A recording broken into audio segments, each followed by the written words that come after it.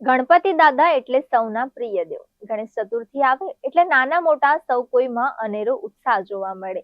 ઘર હોય કે શહેર, ગલીએ ગલીએ ગણપતિ બાપાના પંડાલો સજાઈ જાય અને ધામધૂમથી બાપાના આગમનની તૈયારીઓ થઈ જાય અને બાપાની ભક્તિમાં ભક્તો લીન થઈ જાય. પરંતુ શું તમને ખબર છે આ ગણેશ ઉત્સવ શા માટે ઉજવવામાં આવે છે? તેનો ઇતિહાસ શું છે? ગણેશ ઉત્સવની શરૂઆત ક્યારથી થઈ અને તેની પાછળનું પૌરાણિક અને આધ્યાત્મિક મહત્વ શું છે? નથી ખબર?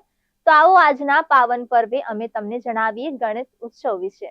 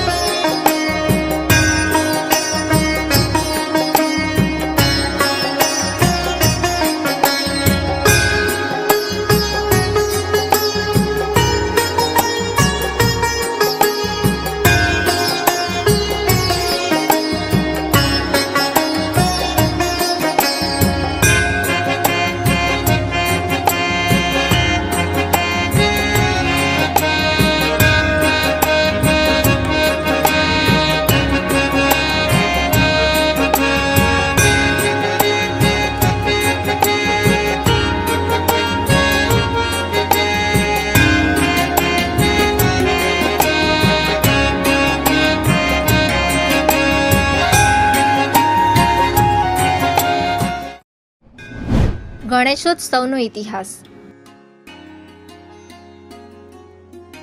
ગણેશ ઉત્સવનો ઇતિહાસ ઘણો પ્રાચીન છે. ગણેશજીને વિઘ્નોનો નાશ કરનાર માનવામાં આવે છે. તેનું પૌરાણિક અને આધ્યાત્મિક મહત્વ છે.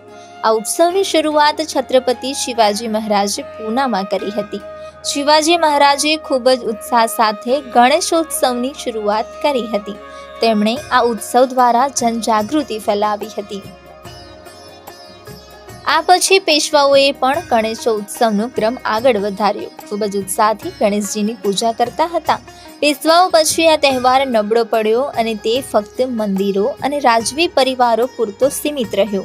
આ પછી ભાઈ સાહેબ લક્ષ્મણ જાબેલેએ 1892માં સાર્વજનિક ગણેશોત્સવની શરૂઆત કરી હતી.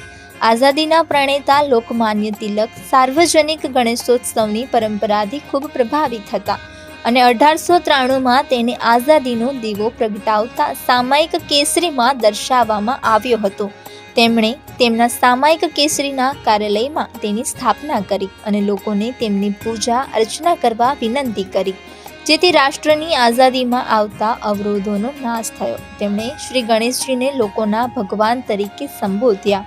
લોકોએ તેને ખૂબ જ ઉત્સાહથી સ્વીકાર્યો. આ પછી ગણેશ ઉત્સવ જન આંદોલનનું માધ્યમ બની ગયો. આ ઉત્સવને લોકો સાથે જોડીને તેમણે આઝાદી મેળવવા માટે જનચેતનાને જાગૃત કરવાનું માધ્યમ બનાવ્યું અને તેમાં તેઓ સફળ રહ્યા. આજે પણ સમગ્ર મહારાષ્ટ્રમાં આ તહેવારનું કેન્દ્ર બિંદુ છે. પરંતુ હવે દેશના દરેક ભાગમાં પણ આ તહેવાર લોકોને એક સૂત્રતાના તારે જોડે છે. ગણેશ ઉત્સવનું મહત્વ.